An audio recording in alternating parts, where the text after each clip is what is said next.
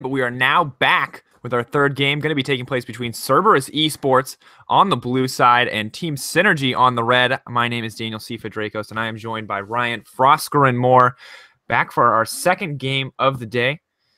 Excited to be here, and already Thresh and Lulu banned away from Gonti, Hecarim taken away from Fugues. Two exciting teams. How you feeling? I'm actually really excited to see these two teams. I didn't know a ton about them. When doing research and kind of preparing for this, I got a chance to sit down extensively with Cerberus's management and their analysts and kind of figure out who they were and what they were planning to do. And I also hear that on the other side. So I know a lot about Cerberus. I'm very excited to see them. But on the other side, on SYNRGY, we have a Shaco main. Lucen, of course, says he's the best Shaco in the world. That's like literally the only line that he said when we had a little bio section when players were applying as their team. He says, best Shaco world. Best Shaco world. And speaking of best world, Raken, the mid laner for Cerberus there, is known as the best Morgana world, or at least that's the reputation that he has. So that is definitely a target ban directly at him. But of course, Shaco not taken away from Lucen. Not sure if this is something he plays so much in competitive play, but of course it is his primary solo queue champion.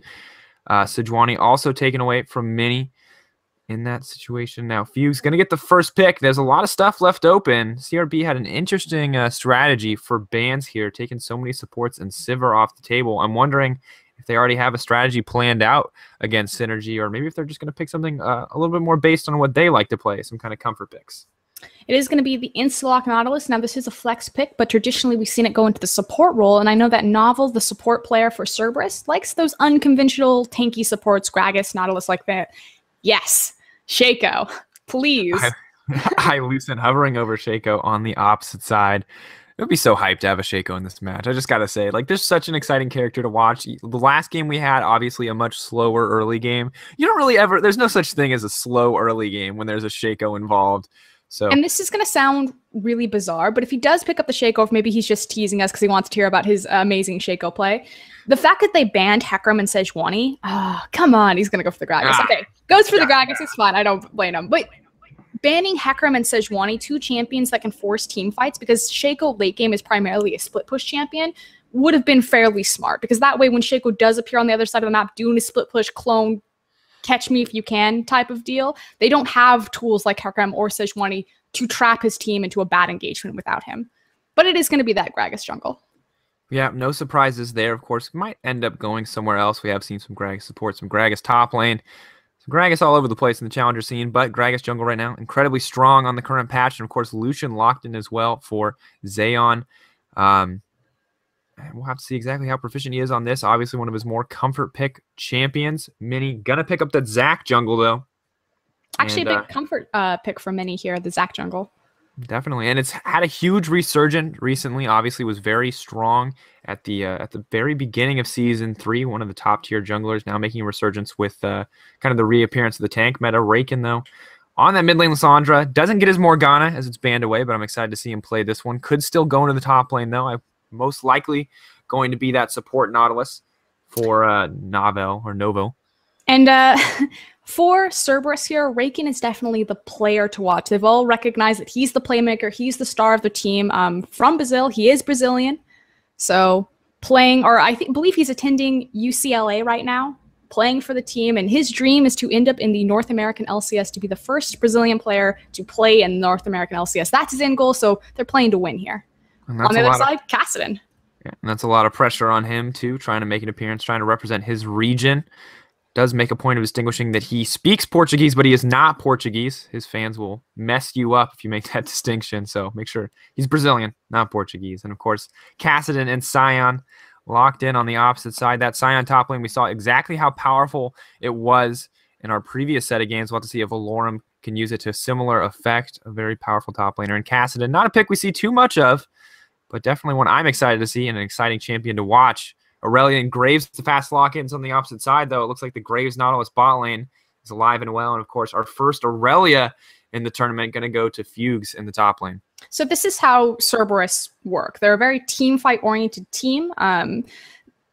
They're very aggressive. So Mini's going to set the pace of this game. He's going to find early ganks, even on a tank jungler like Zac. But it's all going to be about Fugs and his comfort pick of Aurelia to kind of outplay and to get early advantages pretty much across every single lane so they can snowball into these big 5v5s that they like to have because that's their strong point. That's where they want to end up. And you can see that across their champion picks and things like the Lysandra engage, the elongated engage from Zach, as well as the Nautilus ultimate. And obviously, it's an incredibly powered comp. On the opposite side, though, the Kassadin, not one we've seen too much of, but is going to do well against, the Lysandra, the Zac, and the Nautilus as magic damage-based champions. May struggle, though, against the Aurelia as we move into late game. So once again, it seems like we have the battle of the mid-game composition versus the late game. That Aurelia late game power is just so ridiculously overwhelming. And really, I think the big question for me is how exactly is this top lane matchup going to go? And is Alorum going to be able to do anything against this Aurelia in the early game?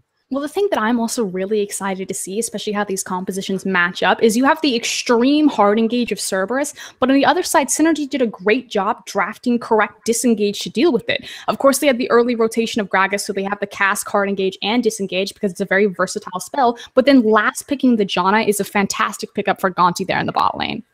Yeah, Gonti, obviously an incredibly proficient support player, had two things already banned away from him, both his Thresh and his Lulu Zayon, in the bot lane. Also got the Sivir banned away. So there's a lot of respect being paid to this bottom lane.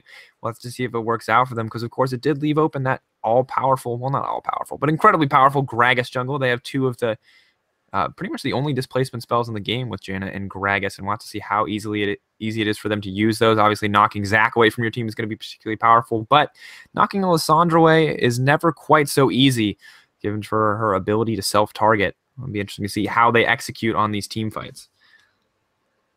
AlphaDraft. Of course, guys, we have about 3 minutes of spectator delay, slowly counting down, about 2:30 left now. In the meantime, head on over to alphadraft.com, register for tomorrow. If you've already registered for today, good luck to you. But for tomorrow's games, if you don't want to spend any money, you can register for a free Alpha Draft and win 10 cents. But for as little as $5, you can be in the running for 1,000 on some of those drafts. Obviously, a very big pool of people, but if you know these players well and you know what to expect, prove your prowess with some Alpha Draft. They'll match up to the first $250 you deposit, and it's definitely the best, I think, esports fantasy site. They have an excellent format. You can check out all the information there, and we'll be back in 2 minutes. Welcome back, folks, to the third game of the day. Technically second, as that second game was, of course, the forfeit. It's going to be between Cerberus eSports, and, of course, on the opposite side, we have Team SYNRGY. Thank you. Team SYNRGY, of course, starting lineup for Cerberus. I'll give you the chance to run this one down, Frosk. Okay, in the top lane, Cerberus, it's going to be Fugs on that Aurelia. In the jungle, it's going to be Minnie. They are high school duo sweethearts, as I like to call them. Raken's going to be in your mid lane on Lysandra, and then it's going to be Firepower and Novel on Graves and Nautilus in the bot lane.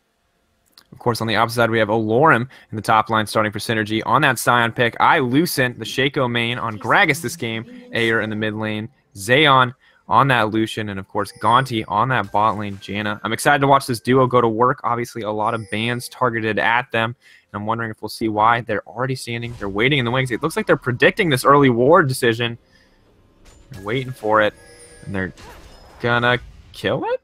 No? Alright. Looks like it didn't quite work out for them.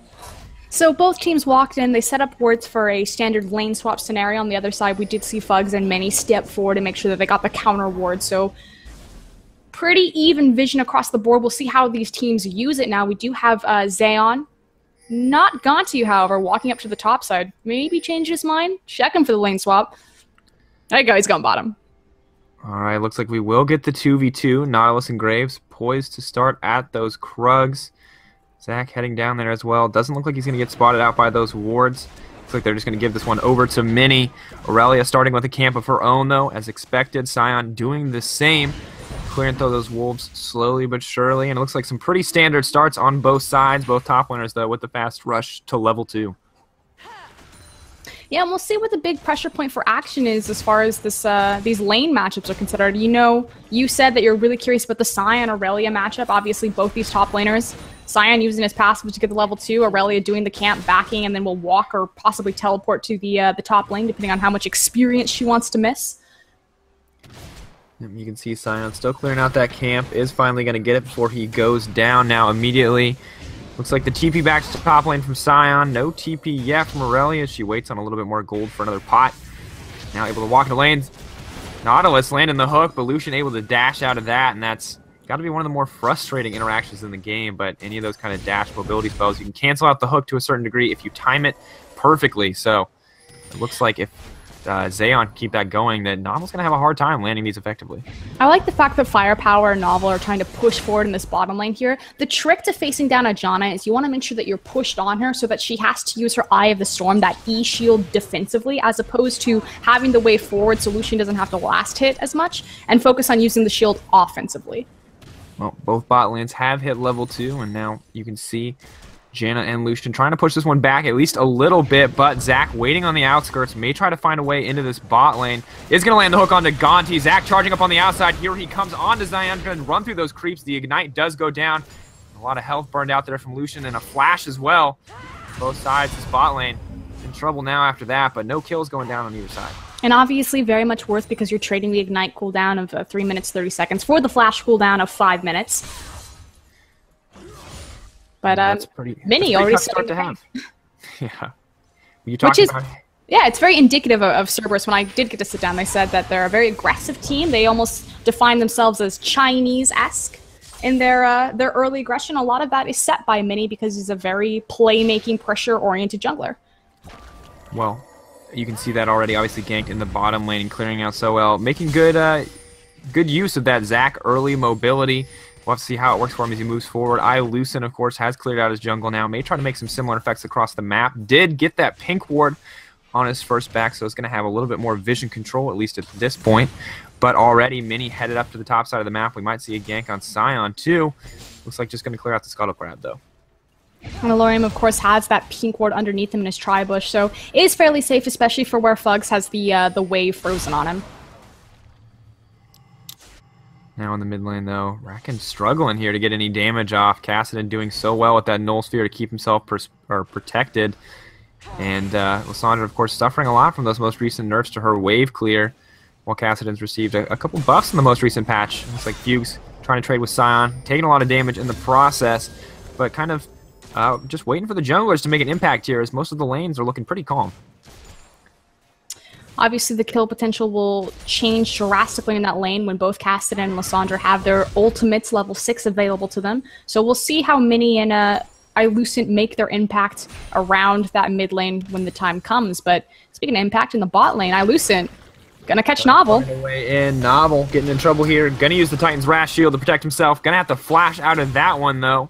So Ilucent at least getting a single flash out of his gank. Not quite as effective, but it is going to be something. Fugues moving in here onto Sion. Sion already level 6, though. Olorum doing a good job of pushing this lane out.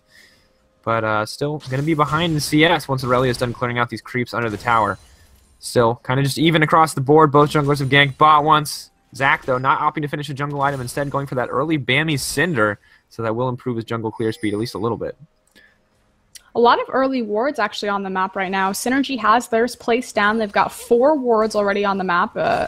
Cerberus has them still sitting in their inventory, so curious where the vision's going to go down, if they're going to focus primarily on vision denial. I know that Cerberus said that they like to prioritize upgrading their trinkets and getting these early wards down to help Mini make these aggressive plays. You can see Mini already moving back down to the dragon area. Looks like he wants to clear out that Scuttle Crab or maybe get some deep wards. Deep wards, it looks like. Fire and Novel doing well so far on the bottom lane. You can see that Gray is already 10 CS up over the Lucian, so not a huge advantage, but it will kind of, you can keep it going that way. Will play a pretty big impact. The first one to BF Sword will have a pretty substantial advantage, but it looks like both sides more than content just to farm it out, at least at this point in the game. Yeah, and again, it just takes about 13 to 15 CS, depending on if it's, melee versus caster creep, to equate to gold worth of a kill. So even a small CS discrepancy like that can mean something, especially on early itemization and initial backs. You can see Cerberus already with about 600 gold lead just from farm differential, so well played on their part. Fugues in the top lane, despite getting bullied out early, is doing well to get a lot of the CS back, and Winam isn't really trying to trade with Sion at all, you can see in that top lane, but is still farming incredibly well. And in the mid lane, similarly, Lissandra suffering early from the cast and harass, but not letting it deter the farm. So well played from Cerberus overall, taking losing lanes and making them work out for them. Especially in that top lane, Fugs, of course, has to wait on that Trinity Force. Aurelia is a very item-dependent champion, whereas Sion is more level-dependent with his scaling up, he's just going to get naturally tanky and become kind of an unmovable force up in that top lane. Bottom lane looks like Zach is floating around. That Tri-Brush is warded. Nautilus going to clear that one out, though, with the help of the pink ward. Dragon still on the table for both these squads, and no one actually pushing into towers too hard here. So definitely a little bit slower than our last game. We're not going to have any lane swaps, so no early tower pressure. But both sides are poised to take this dragon at any moment. Zach going to back out. Mini not looking to fight anything at this stage, and both bot lanes kind of hanging back. Neither one wanting to rush too far forward. Giving a lot of respect to the junglers. And they've got a lot of respect across the map as far as their vision is concerned as well. Both SYNRGY and Cerberus have placed a ton of wards on that bot side, making sure that neither of these flashes that were down have now come back up or being punished effectively. Gragas is waiting off to the side, though. They have the pink, which means that they know he got in without being spotted. Does have the explosive cask. Has to be careful, though. Graves already at level 6. Slight EXP lead for him. Novel going to get there shortly, and Zach is on the way, so it looks like they did. Not sure if they saw this gank coming or if they're just on top of it. Looks like Lucen going to get spotted out. The Cask going to knock him away, though. Definitely not what he wanted. Janna getting locked up here. Greg is trying to find his way back in as Mini jumps in onto him. Doesn't look like either side is going to get anything out of this, though. A pink ward will be cleared out. Some cooldowns blown, but neither side going to be able to pick up a kill. Good call from Cerberus right there, and obviously they were able to, you know, make an educated guess that Lucent was hanging around the bot lane since it was the only available pressure point on the map for him to gank. Obviously, their lane was about to push forward. Aurelion was already back, and Lysandra was trapped underneath her own tower. And you can see in the bot lane, we talked about a small CS advantage, but if you look at Graves right now, 94 to 68, it's very clear that Fire are much more comfortable in this lane matchup and using that early game Nautilus power very well to kind of help bully Zayon off these creeps. Novel trying to deny a little bit of vision here, but already this dominant bot lane dynamic demands a little bit of attention, and Lucent missing that explosive cask earlier. Definitely not how they wanted to start the game. And this is what we were talking about as far as CS discrepancies, and despite the fact that the scoreboard doesn't issue as far as kill gold is concerned a difference, having that boot, having the extra pot, something as simple as that 35 extra gold to make sure that you're taking 150 regenable health down into that trade. Definitely could make a substantial difference, especially this early into the game. And kind of just waiting for one side to pick an opportunity to engage. You can see Mini trying to clear out a little bit of vision here on the top side. All is pretty calm. But, I mean, if we wait to the late game, I feel like the advantage is going to go to the team with the Aurelia. I mean, that said, Zayon and this Lucian, we've talked about this before in our previous match with Yellow Mingle and Crusade. I did not just call them Crusade.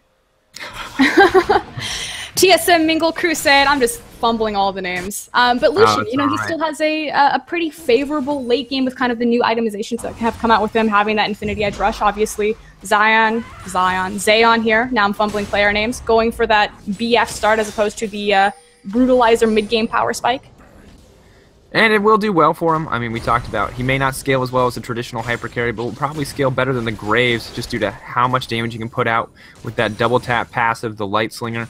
And Fire now pushing into this bot lane, though, continuing to ramp up this CS advantage. 25 creeps in his favor. So, you know, finishing that IE early is a pretty substantial power fight spike, even for a caster such as Graves. And Fuchs in the top lane, though, slowly but surely gaining confidence in these trades. You saw him dropping low early. Now it looks like he can sustain pretty dang well. And we talked about how all of the CS were pretty even across the board. We're now starting to see Cerberus edge out slightly ahead of SYNRGY, pretty much across every single lane. Yeah, and already, I mean, a 1K gold lead built entirely out of farm. Confidence from these players is just insane. And even in the jungle, you know, a small lead for Zach, but 4 creeps in the jungle is a pretty substantial difference. Single camp equaling about 100 gold. Zayon getting engaged on. Gonna have to dash out of that one, but neither side taking too much damage. Staggering blow, not locking down Lucian for long enough for there to be any real follow-up. And we talked about the great warding from pretty much both teams. I will say that SYNRGY has done a better job as far as their coverage with the wards. The issue, however, although, hold on, Zayon getting engaged on. Zayon getting engaged on indeed, but no follow-up there. He's going to get dropped down to about half health with a single combo. The coverage with SYNRGY's wards, the issue is that it didn't equate to any sort of kill gold. So you spent all of this gold in effectively a game that they already have a deficit, and you didn't get anything out of it by taking a kill or making a pick. So that's a bit of an issue for SYNRGY right now. SYNRGY sorting it out, though. SYN still looking incredibly confident in this top lane. Mini is on the way, though. Going to try to find his way in onto this SYN, locking him down for at least a moment. Equilibrium Strike only going to slow. Of course, the SYN ultimate coming through. He can't be disabled, or can he? It looks like they are going to lock him down. Are they going to die? This one is the big question. Equilibrium Strike coming out. Mini going into tank the tower aggro, but Fugues tanking the Decimating Strike is bad news. They do have the Zac passive available. Things looking to be going wrong. They are at least going to get first blood, but it's going to get traded back, and it looks like it would be a double kill for SYN in exchange, as well as their team able to pick up the dragon. Despite that, though, the turret trade goes back, and a 2K gold advantage still going over Cerberus eSports, but a huge mishap in that top lane. Okay, so now the question is who came out on top, but hold on a second, because Novel looking for an engagement. Okay, everyone's fine. Who came out on top? So in the top lane, you did give a double kill over to Alorium, but you trade a tower, which of course gives you the global gold. They pick up the Scaling Dragon, 6% AD, 6% AP. Again, it's not too useful in this early game, but it will become more useful 20, 30 minutes down the line. Initially, I'm going to have to give it to the tower just because, again, it's that global gold that you're sharing across the map versus the fact that SYN got ahead. And then, unless SYN uses this extra 2 kills that he just picked up in the top lane, either through a teleport or through a global SYN gank, possibly on the mid or even on the bottom lane, that lead is pretty much just going to stay up there isolated for SYNRGY. And looks like Novel yet again trying to find these engages, but only able to harass here. The Janna doing a good job of protecting Zayon. And Zayon, of course, able to dash effortlessly out of that one. Mini going to secure his own red buff. And, of course, now with Dragon gone, there's not a whole lot of reason for these teams to fight. But the bot lane is getting a little bit of attention at least, as Graves and Nautilus are continuing to push this one in. Fugues still doing fine here in the top lane, at maybe a disadvantage. Opted to go with the Berserker's Greaves, interestingly enough. Maybe just wanting to trade a little bit better with the SYN early on. I mean, the attack speed is going to help him shred and tick down on Alorium a little bit more because it's going to synergize with the true damage attack speed on his W. Able to get more procs off. Now in the bot lane, interestingly enough, Lucian has finished his Infinity Edge first. Graves, of course, though, has a lot of money in the bank, about 1,200 gold. Easily going to be able to go and finish that one up, as well as some Tier 2 boosts by the time he backs. So we'll have a small advantage, but nothing too crazy down here in the bot lane, as the top lane remains a farm fest. Neither one really able to trade efficiently with the other. And it looks like we do have a brief pause coming out, potentially some connection issues for one of the players. I mean, what's going on in this game right now, and what does each team need to do at this stage with their respective comps? Well, right now initially we've had some priority difference as far as focus. So it was a fantastic counter dragon on the pressure that was expended top by Cerberus. SYNRGY obviously seeing that Mini was up top, wasn't able to trade the dragon. So not only did Alorium get 2 kills for 1, which that's the best you can hope for in a dive situation, they take the dragon. Again, I still think that Cerberus came out ahead because they also got the mid-tier tower, which is going to grant them the most passive vision control over the map. Obviously, because it's the mid, it allows your creep wave to get down there deeper on that side, and it's going to give them the global gold. But it's only on a timer. And what I mean by that is, again, it's the 6% AD and AP buff that first dragon is going to give you. And as soon as that starts kicking in, where it compensates, because every stat value has a gold value attached to it. So as soon as that stat that's attached to the dragon equates the gold value globally of taking down the tower, then we're going to see the shift of power. It'll be interesting to see exactly how that affects the game. Obviously, only 15 minutes in now, 1-2 the scoreline, 23.2 to 20.8. A pretty substantial advantage this early on for Cerberus eSports. They already proved themselves to be quite confident when it comes to farming and laning. Yet we've pretty much yet to see any major kind of team fight. The sloppy dive in the top lane, though, does not exactly instill confidence into this lineup. The thing hasn't cost them too much. The thing that's a little bit concerning for SYNRGY is that they're very soon going to lose their bottom tower. I mean, consistently, Firepower and Novel have been pushed in on Zayon and Gonti there in the bot lane, just chipping away at it. They already have the advantage of map control in the mid lane because mid-tier tower's down. If they get control of the bot side as well, there's no way for Team SYNRGY to utilize their first initial dragon buff to make sure that they're consistently getting the second rotation and spawn of dragon if they lose pressure in both of those lanes. It's much harder to approach that if you have to constantly be worried about your minion waves in mid and bottom. All right, it looks like we are going to resume the game here in a second. Everything appears to be sorted out there. And now turret's going to go down, and Mini's already engaged over here onto Gonti. Novel flashing in with the depth charge. Fugues immediately going crazy as if the pause was just waiting for this action. Fire getting aggressive down on the bottom side as well. And it looks like there's 4 members of Cerberus on this side of the map. They may try to go for this tier 2 here. And Scion trying to find a gank. Aurelia getting bullied out and running for her life. Doesn't realize the Gragas is here yet, though, so could be in trouble. Some fancy footwork, though, and some good confidence there allows her to dodge out. And just kind of wasting some time as she runs through these guys. He's got 3 resources. Cassidon's on his way. Looks like they're 4. not going to do too much with this. 4 members onto the top side. Fugue's most definitely going to go down here. Just hoping to execute herself, but it looks like it's not going to happen as Ayer is able to pick that one up.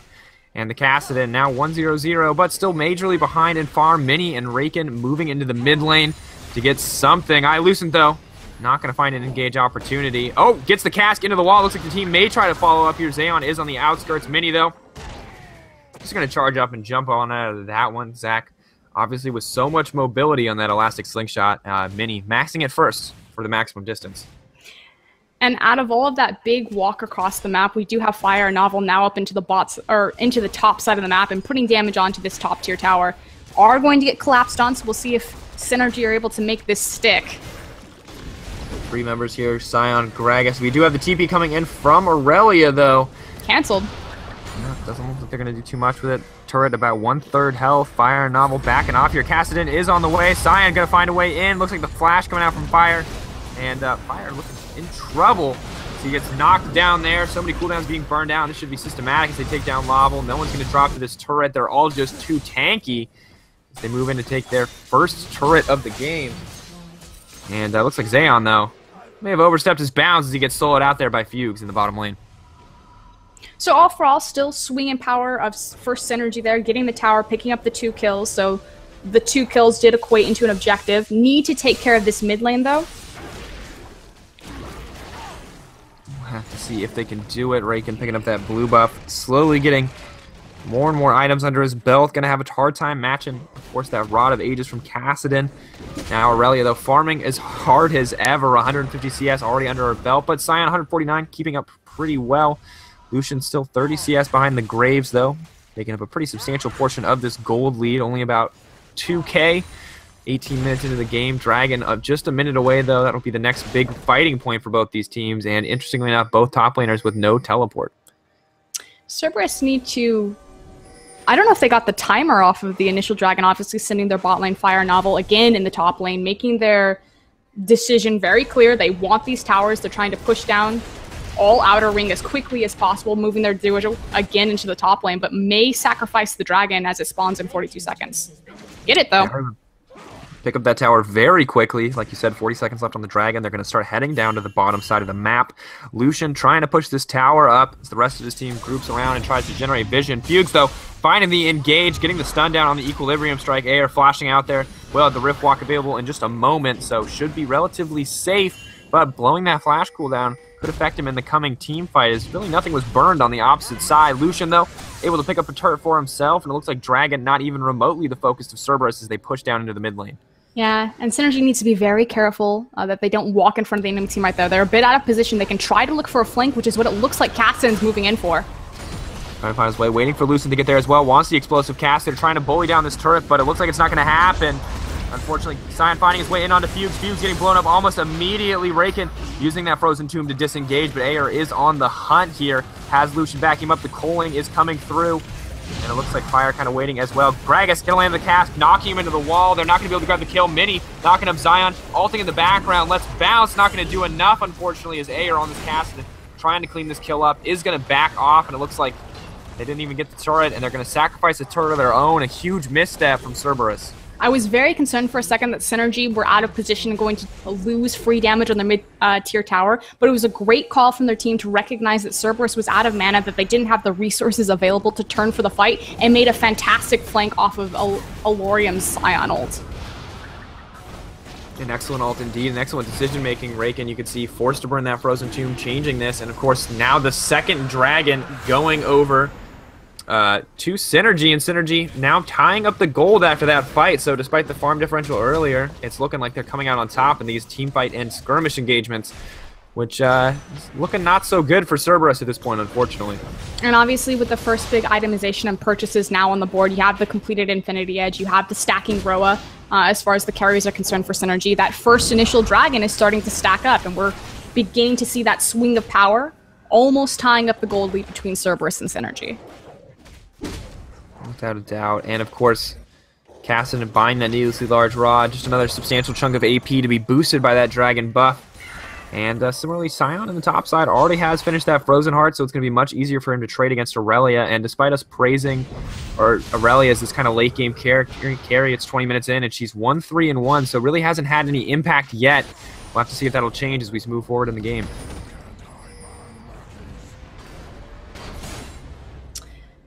Things should start to slow down, especially because there's no, although I say that as Gonti is actually in a lot of trouble, forced to flash.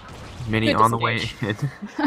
So many cooldowns burned, so many people flying at that Janna, but one flash, that's all she had to burn to save her life in that situation, so good choice.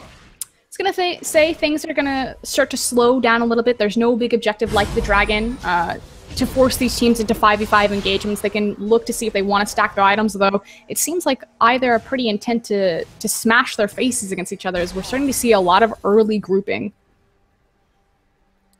You can see this novel wreck and kill combo. They have a lot of CC between these two characters and more than enough base damage to take out a single, maybe squishier threat. Cassidy kind of floating around. Even he knows he has to be careful against such a CC-heavy lineup. Misstep with a Rift Walk could end in his death, and now they're pushing down the mid lane. CRB looking confident. But look what Synergy did. They set their side waves up for slow pushes, so they're going to create big, massive waves. And now we're trying to get in for the flank. Oh, not going to throw the cast. Here comes Cyanol. Coming from behind. He lands right onto the Nautilus. Going to land the Decimating Smash on two. Just so tanky. But Depth Charge going to be used, trying to disengage here. And it looks like neither side going to find a solid opportunity to re-engage Air. Waiting on the outskirts, ready to Rift Walk in at a moment's notice. Had the Force Pulse charged. We'll have it charged again shortly as he burned it there to clear out the waves. But it looks like, you know, earlier in the game, Synergy may have been playing a little bit scared. But after that last one team fight, they're looking significantly more confident. And you can see that as they continuously step forward here. And they've created multiple pressure points on the map. Again, the side lanes are pushing against Cerberus. They need to go respond to them. So they've created this very short window of time that Cerberus have to push this mid lane, effectively saving their mid-tier tower despite how low it is. So great wave management and preparation from Synergy there. Synergy continuing to look confident despite maybe some early game mistakes, of course. Zayon getting soloed out in the bottom lane, never what you want to see early on, but Aurelia has finished that Trinity Force, so it's going to be a little bit more powerful. And of course, Graves going to get a pretty gigantic wave here in the bot lane. Already finished the Phantom Dancer, going to start working on his next major item. But Lucian, interestingly enough, has opted to go with the Brutalizer, so looking for a little bit more early power in that build. Maybe we'll see the Youmuu's Ghostblade coming out for him. No boots yet either. Who needs boots? Where is he going to go? No, what is he scared of? He's got distance. He's got a Janna. Janna gives him all the movement speed he needs, right?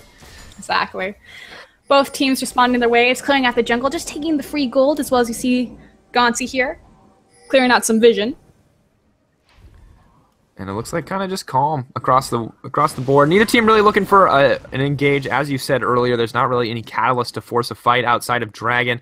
Obviously, mid lane, we did see that engage, but neither team really weren't willing to burn too many cooldowns. Only a Scion ult traded there, and Scion already has that one up again, so not too much loss. Mini going to try to clear out the Scuttle Crab. And, of course, Synergy protecting their pink wards here in this jungle, or in the river, sorry, trying to ensure vision control, and Lucian clearing out the wave in top lane, but looks like Cerberus is at it again, trying to push in this mid wave tower. They sincerely want this mid lane, and minion wave stacking up slowly but surely. Well, naturally, again, if they get the mid-tier towers, it offers them the most vision control and map control, because your creep wave can get farther down the tower, which means the enemy team, or excuse me, farther down the lane, which means the enemy team has to respond to it. There they go, they got it. Get that one, gonna have to dash out of there. Scion immediately ulting, hitting two, Fire locked down, or Fugues locked down, Fire in the back, auto-attacking as much as possible. Frozen Tomb used onto the Cassidy, but the Zhonya's Hourglass stopping any follow-up. Fugues knocked away by that explosive cast. Lucian, though, going to be able to get in there, get that last auto attack. Drinking his way to success in that one. 2-7 now the kill score. And CRB still in a gold lead, but it looks like Mini may go down here. Going to try to elastic slingshot out of this one. He's going to make it away to safety. Lucian and the rest of the team, though, in hot pursuit. maybe. I think it's going to take them for a wild ride here. Look at Zach's so tiny when he's low. Look at him go. Will he get the execute? Does he have cell division? He does. That's unfortunate. So not only the laugh spam, the disrespect.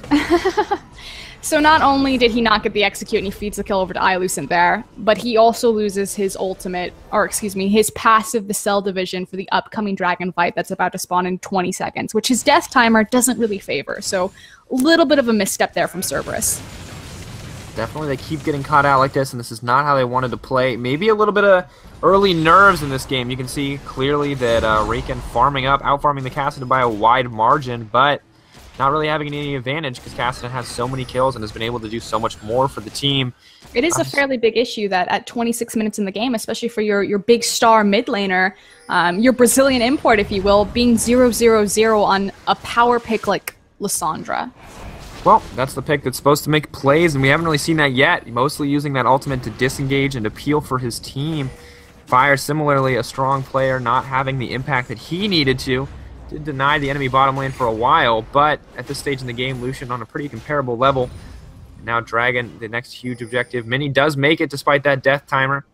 But it looks like once again, they're just waiting for another opportunity to engage here.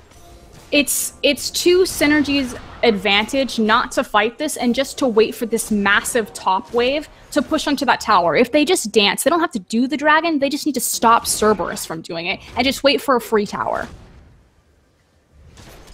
Looks like they might even do that as they move into this jungle. Try to find something. Lucian getting engaged on, does have the cask available, is going to get locked down. You wanted Lissandra to make a play, and there it is as they blow through the team. Lucian and Gragas taken out. Ayer trying to find his way out. Mini flashing into him, trying to keep him locked down as much as possible. Riftlock will be available shortly. Nautilus trying to predict. He does get the staggering blow.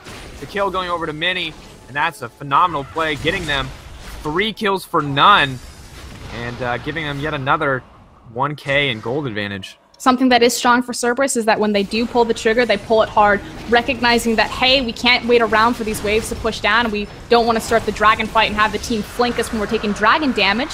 So they decide to send Raken in and get him on the board. We talked about, of course, Cassidy and Lucian going to be able to use this AP advantage pretty well for themselves, but team with Aurelia, Lissandra, and Graves going to do it much better. So already that 6% AD and AP going to be paying off for Cerberus. Now paired with a 3K gold lead, giving them a pretty substantial advantage. And Aurelia, having finished the Spirit Visage as well, scaling up pretty quickly. See where the teams decide to congregate here. Because Dragon is now down, you can kind of pick up all this vision. I mean, just look at the vision control around that Dragon Pit. We're now going to start to see Cerberus pick that up and move it over to the top side of the map, as our primary focus is going to be the top side tower as well as the Baron Pit. And of course, a huge potential swing in power for either side. It doesn't look like we're going to see... Oh, Lucent proccing at least a little bit as those spines come through the ground there. A little StarCraft shout out, those lurker spines. Mini, clear now as much vision as possible. Going to take out the Scuttle Crab as well. And it looks like, yeah, both teams are focused on this top side now. You talked about them picking up vision, and that's just what they did. We'll have to see if anyone's going to take the initiative here and go for it, or if we're just going to see a lot of dancing. Looking for the pick, and they have a ton of potential because the Frozen Tomb is available. Are not going to find ours. He's going to rift walk out of that one, but you need to be very careful. It is late enough in the game, coming up on to 30 minutes, that if substantial picks go down on the top side of the map for either team, it can quickly swing into a Baron. Novel getting in trouble here. It looks like he may go down, getting ripped through so quickly. Gonna sidestep the Scion. Will go down to the Ignite, though, as multiple members are now getting burned through. The cast coming out, not going to save Lucent. Raken getting so many, locking them down with the CC. The Ring of Frost stopping Ayer from following up, and now Alorum so tanky, but unfortunately not able to do any kind of damage. Looking pretty bad for him. The Decimating Smash coming out, not going to be enough. Zombie Scion running, but just getting slowed down by this Lissandra, and going to get a few CS here, but a fat ace coming in for Cerberus eSports in a beautiful engage, and far too many cooldowns burned on Novel. And we were talking about Raken, how he had yet to kind of get involved just, a few minutes ago. Suddenly 2-0-4 and coming out huge with these massive Frozen Tombs on multiple members of Team SYNRGY. Definitely the playmaker here in these fights. And that's just a beautiful play. Once again, it's just those kind of engages, and you can see how well they turn things around. We saw them. And it was It was beautifully set up too. I mean, just look at the vision control. They make sure they move into an area, they get complete vision control, they look for the pick, they take the team fight. Everyone was well coordinated, excellent cooldown use across it. Then after the team fight, it immediately translates into the most effective and efficient objective, which is the inhibitor. And they did a good job to take that, of course. SYNRGY, though, still has a lot of opportunities to find their way back into this game. The gold lead 5K now, unfortunately, but they've shown in the past that they can come out on top in these team fights. Lucent, though, in that last one, maybe a little sloppy. You really can't afford to burn so much on a Nautilus. Both teams, though, now poised around the Baron. The vision control getting cleared out. The sweepers as well.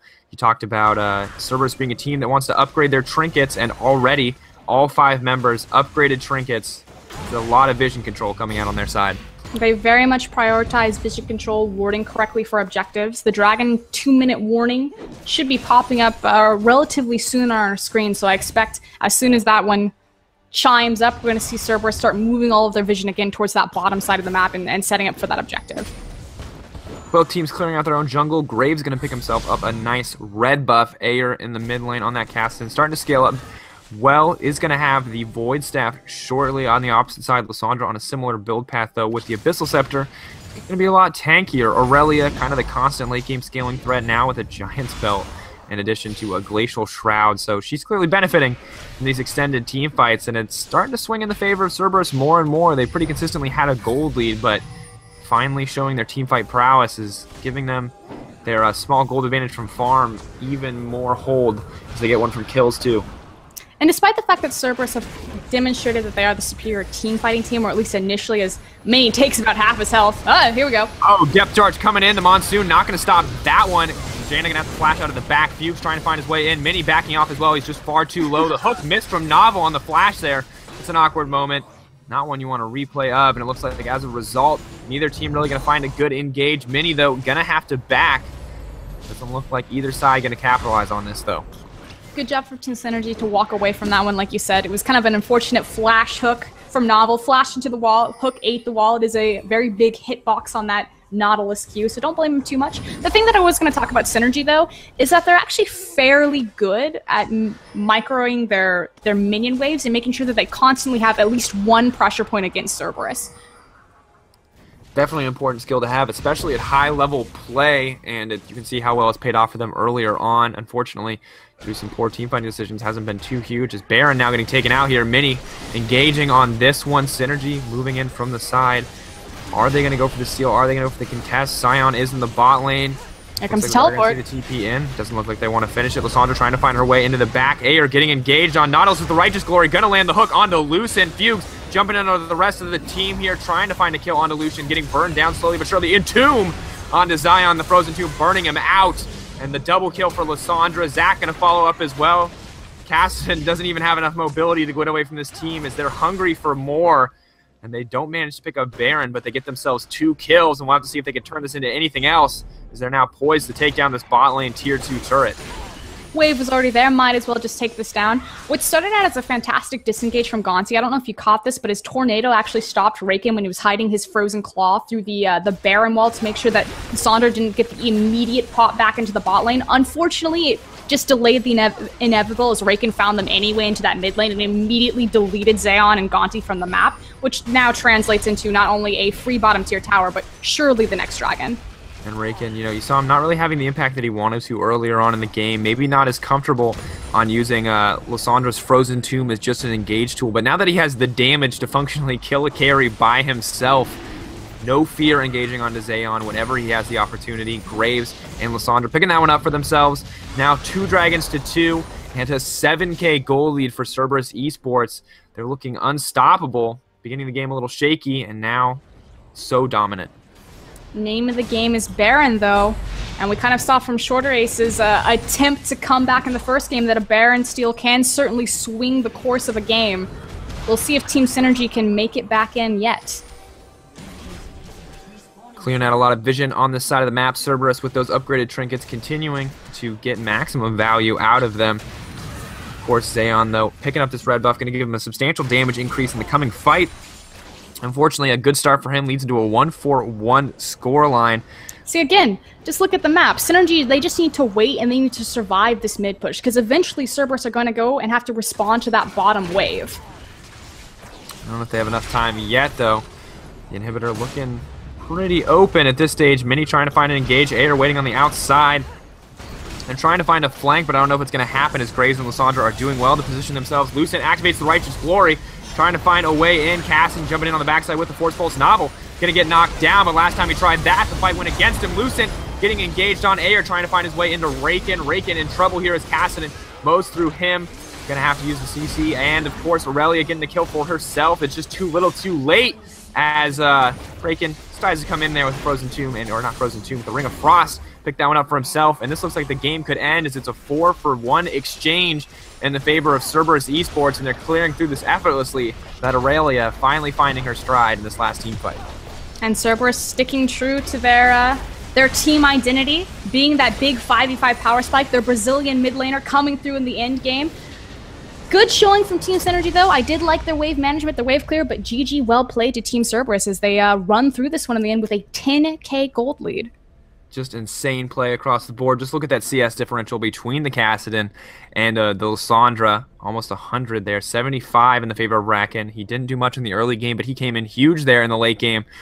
Of course, if you like him, add him to your fantasy draft roster. We'll be back with the next game in just a moment. In the meantime, head on over to alphadraft.com. You can check out some of the free drafts that they have over there, or put some money in of your own. Get it matched up to $250. Participate in some of the drafts coming. Maybe draft for NA or EU as well. They have a lot of different events going on. But we'll be back with our next game between Inertia Gaming and Team DreamHack in just a few minutes.